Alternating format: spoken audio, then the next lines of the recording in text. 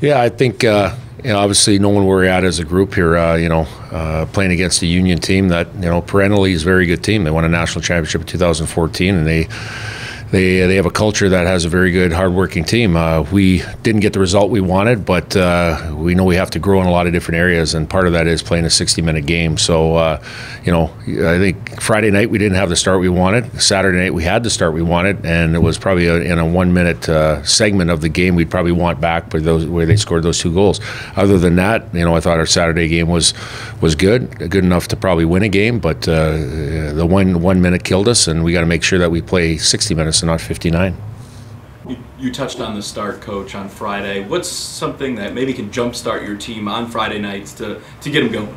Well, I think, just changing out a routine. Obviously everybody is sometimes superstitious on what they want to do to get themselves ready for a game, but I think the biggest thing is, change your routine or change, your approach to what you do. And I think the biggest thing is the mental preparation, making sure that you're ready to go. I mean, you're playing in the Ralph Engelstad Arena. You hung a national championship banner 2 years ago.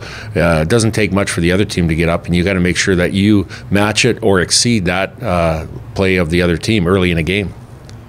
Is it tough to step out of conference and then get back into conference? I know you said that Union was playing a pretty physical style of game. Is that what you're kind of expecting out of Western Michigan? Totally.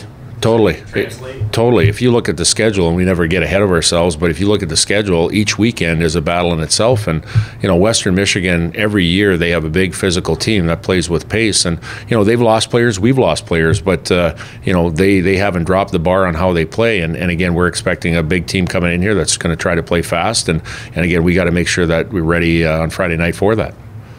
I saw that you've had to put out a different lineup every game this year.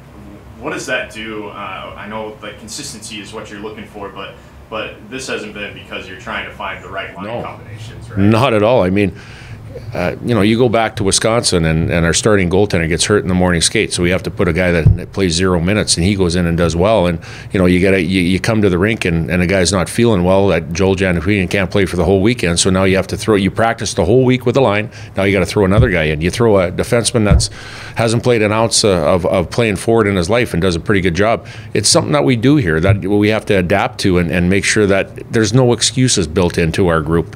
We expect to go out. We expect to go challenge. We expect to play hard. We expect to win. And again, nothing built in as far as excuses.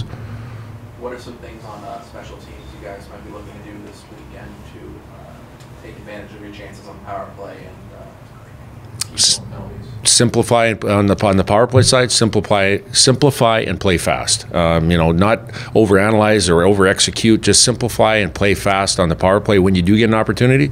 Last 3 games, I don't think we've had a lot of opportunities as far as getting power plays. That is, and again, you have to earn those opportunities first.